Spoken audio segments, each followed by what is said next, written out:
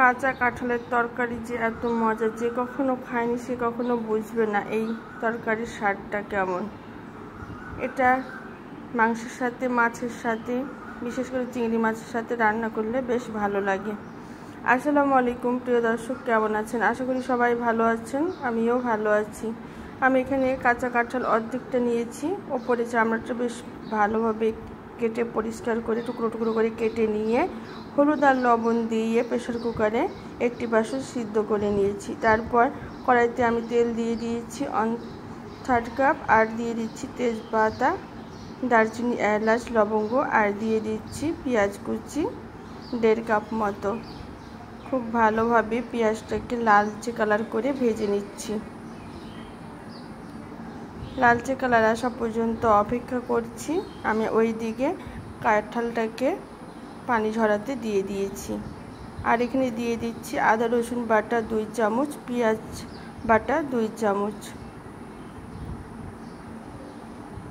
খুব ভালোভাবে মশলাটা কষিয়ে নিতে হবে।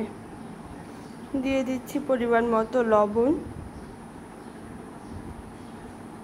আর দিয়ে দিচ্ছি হলুদের গুঁড়ো 1 চামচ, মরিচের গুঁড়ো 1 চামচ, আর ধনে গুঁড়ো 1 চামচ।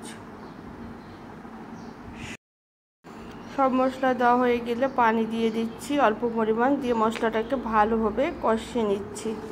মশলা যত কষাবেন তরকারির স্বাদ তত বেশি মজা হবে। খুব ভালোভাবে ভেজে নিচ্ছি মশলাগুলোকে।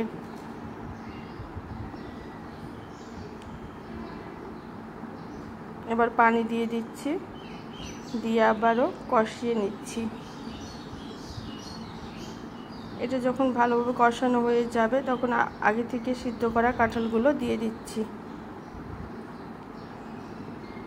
কাঁঠাল দিয়ে ভালোভাবে নেড়ে দিচ্ছি।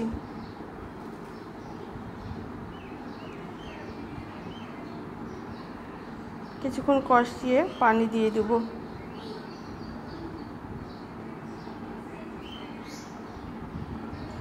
কষানো হয়ে গিয়েছে, এবার দিয়ে দিচ্ছি পানি 2 কাপ মতো দিয়ে দিলাম। এবার ঢেকে দিচ্ছি। এটা ফুটে এসেছে, আবারও নেড়ে দিচ্ছি। পানি শুকিয়ে আসা পর্যন্ত অপেক্ষা করছি। কাঁচা কাঁঠালের তরকারি আমার তো ভীষণ ভালো লাগে, আপনাদের কেমন লাগে জানাবেন। এখন আমি দিয়ে দিলাম জিরের গুঁড়ো, আর সবশেষে দিয়ে দিলাম চিনি।